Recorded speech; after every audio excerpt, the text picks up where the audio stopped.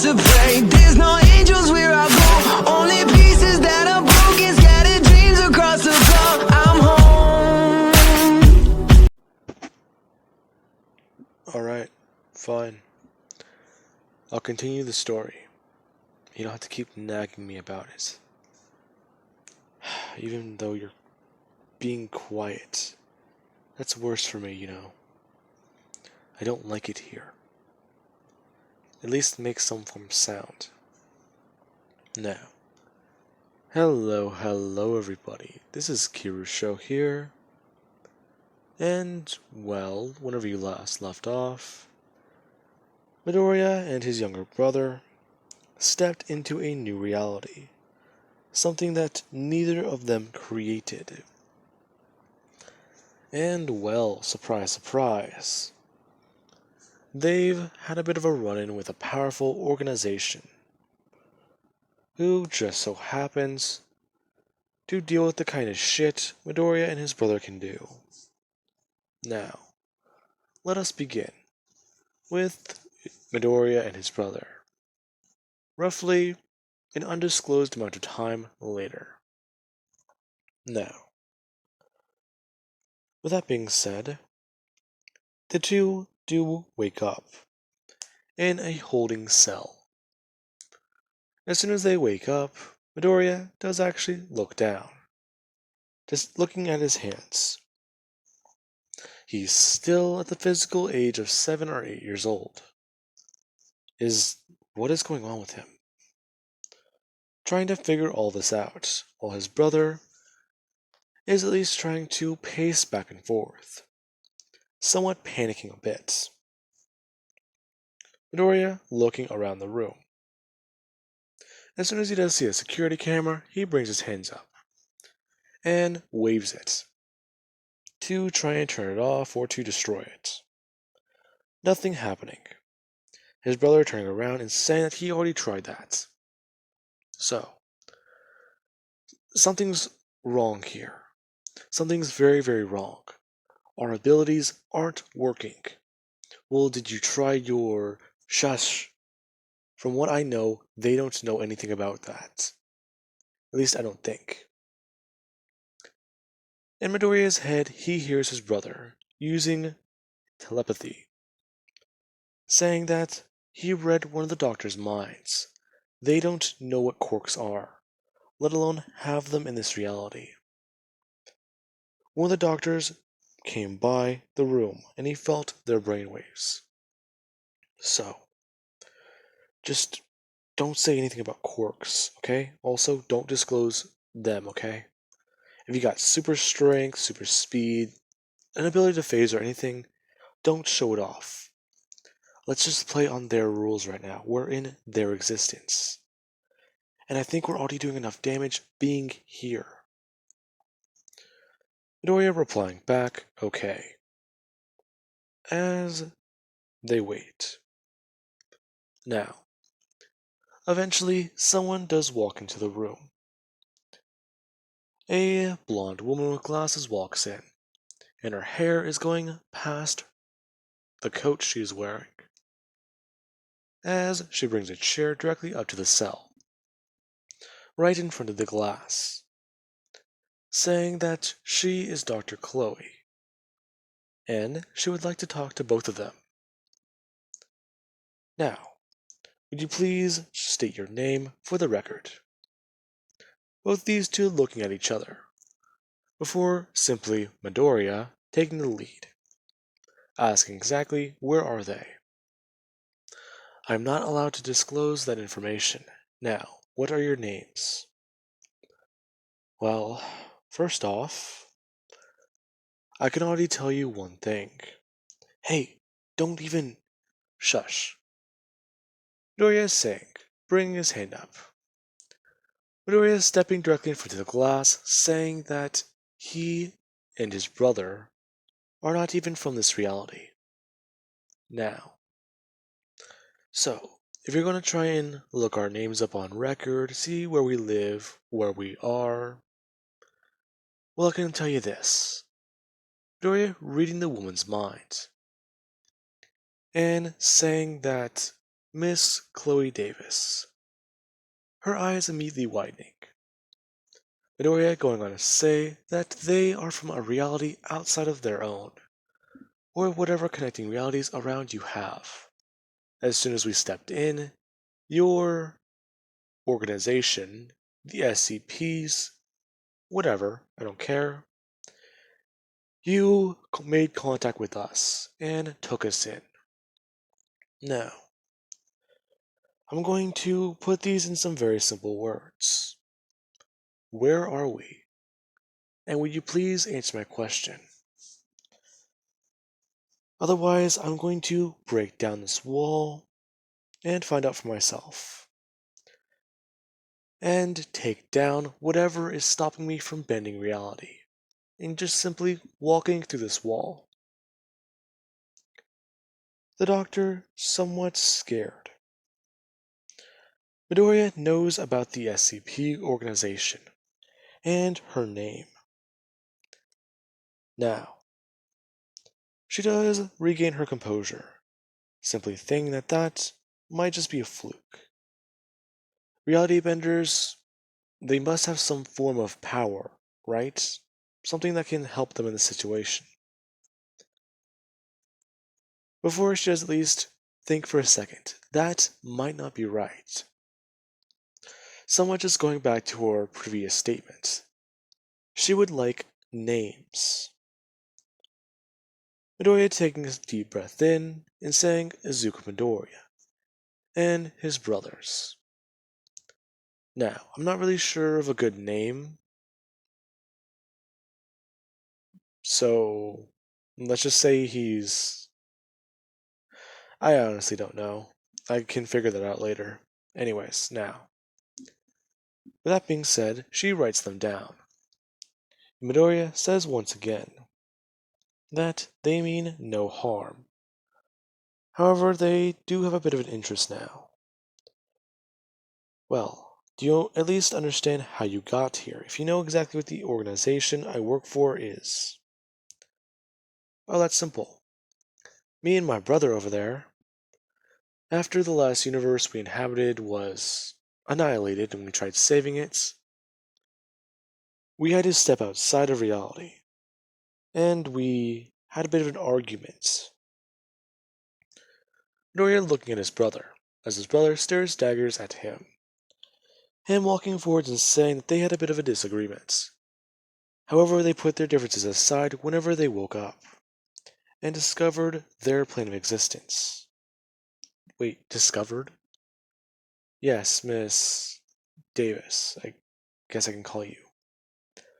You see, me and my brother may physically look like, well, young boys, but we're not. Yes, exactly. Midoriya stepping through the glass immediately, and setting off many, many breach alarms. His brother simply telling him to just step back in. They weren't gonna do that. Maybe you weren't. But remember, Midoriya is saying as he simply just sits down onto the ground, saying that he's not spending some time in a box. Besides, this place is a box already. This place. As the alarms, yeah, they do get turned off. Miss Davis bringing her hand up to signal that they need to turn them off, or do whatever. She might have the situation contained. Now, Midoriya's brother steps out too, shocking her also, trying to get a better understanding. Bringing up her radio and asking if the reality anchors are still in check, to which she gets a yes from. Now, after a very long-winded explanation, and exactly how old the two actually are, yeah, the SCP organization is a bit interested in what these two can do. Whenever they tried monitoring their hume levels, yeah, nothing happened. In fact, they didn't set off any instruments. And it was very interesting. Since, well, most reality benders, they usually are able to be read like this. And they wanted to know exactly a bit more information. As Midori and his brother are walking through the facility, and Miss Davis is accompanying them, along with heavily armed guards. I want to say it was. Crap. I don't remember which unit it's called, but they're literally reality bending. Not reality bending. They hunt down reality benders. Now, with that being said, they're basically being escorted throughout the facility, and Midori and his brother are sat down into a room. Everyone walking out of it. One person walking in, setting down a paper and beginning an interview, telling the two boys that they would like to ask them a few questions, and understand a bit more about the nature of their powers. They got through their reality anchors, and were able to bend reality. Oh no, that wasn't bending reality. I'm sorry? That was something else. We will not tell you what it was, though. Since, without our abilities, yeah, we're only limited to this facility. I'm sorry, you have no control over anything that happens here. Oh, really? If I wanted to, I can probably pop your head like a grape with my bare hands.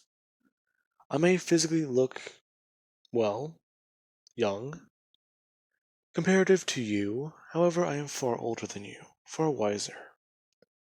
In fact, you can name us any subject from a book, and I've possibly not read it, at least from this reality. I'm not sure which strange things you house here. Now,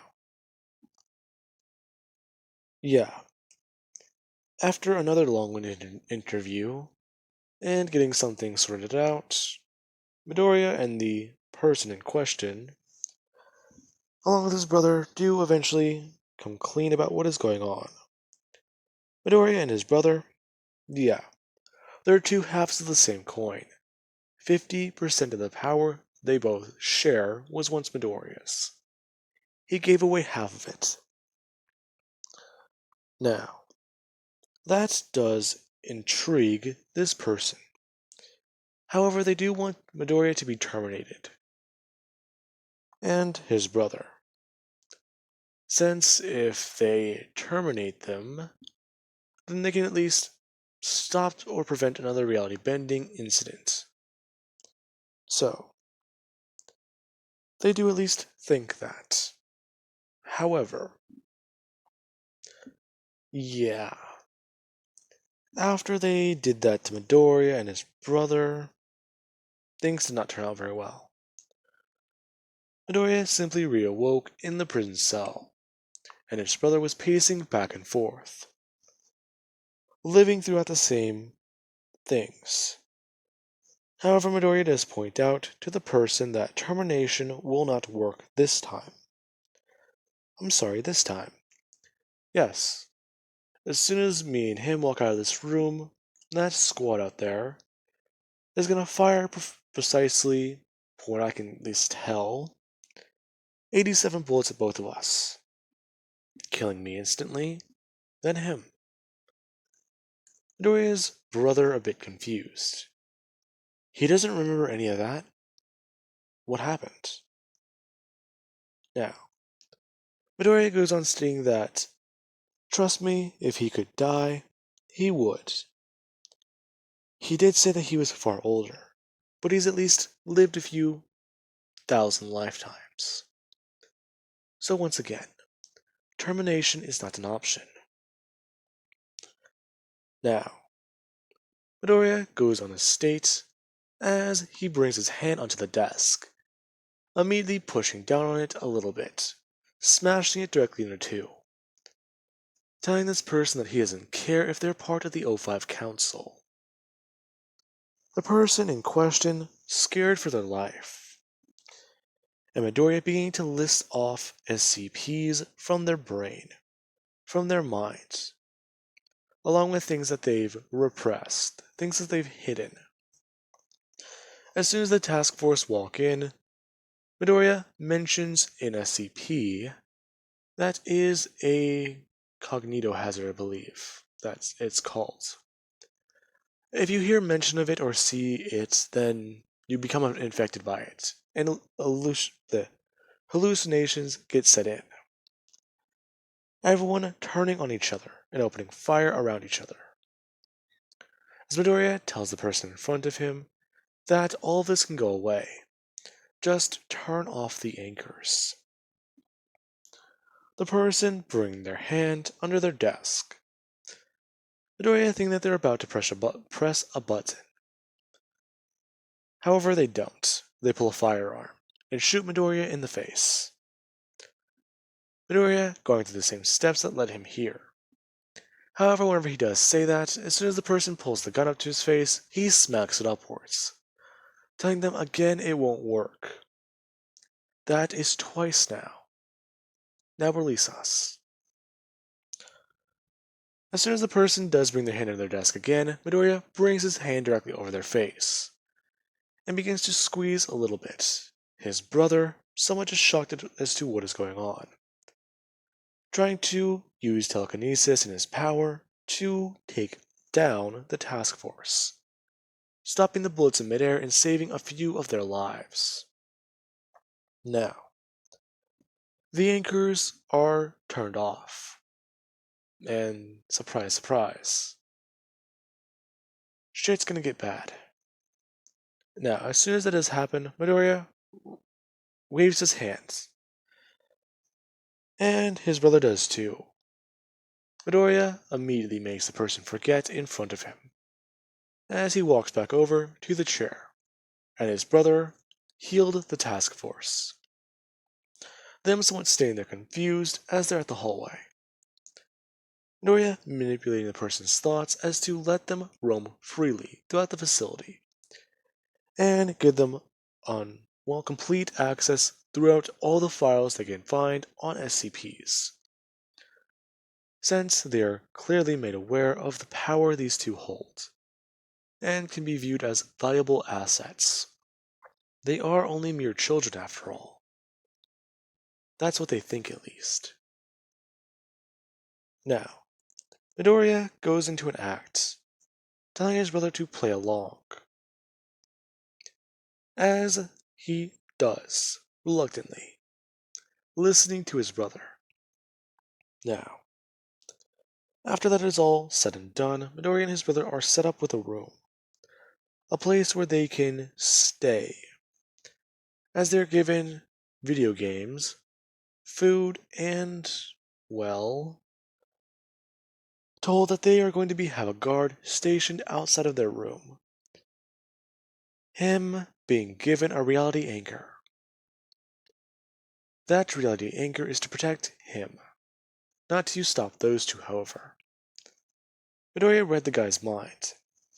The guy is scared shitless, since he has to deal with two child reality benders.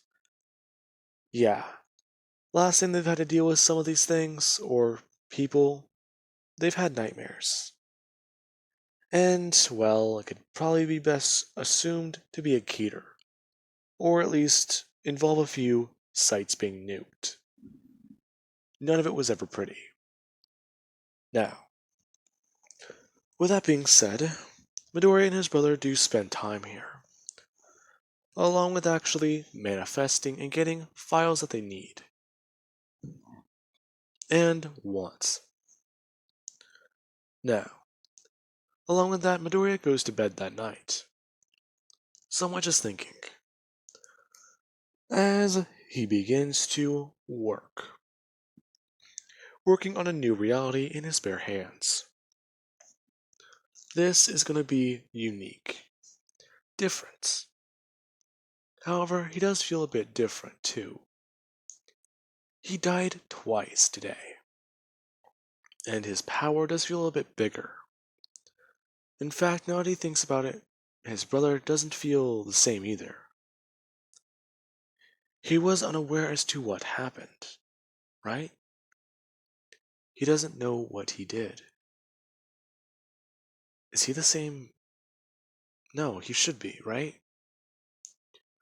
Midoriya waking him up and asking him some questions.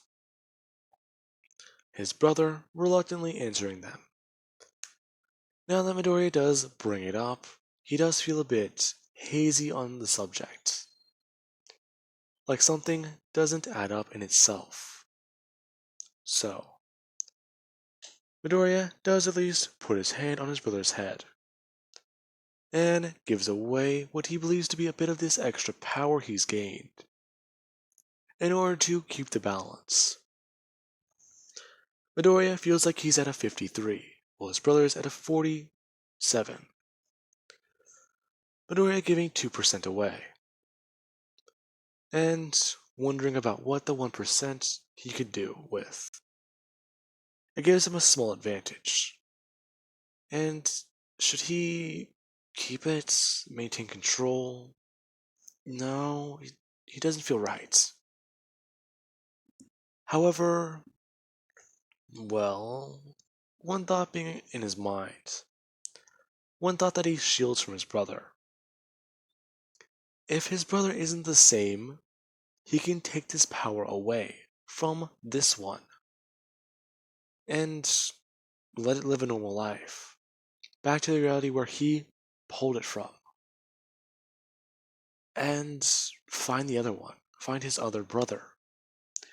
He's probably going through the same exact thing, right? Right? Fuck it. Midoriya giving him this 1% before going to bed and waking up early in the morning. The two having breakfast together as they do work on their own separate realities. Now, I do believe that would be a good point to leave that off of. And I do hope you guys enjoyed. And have an amazing night. I'll catch you guys in the next part.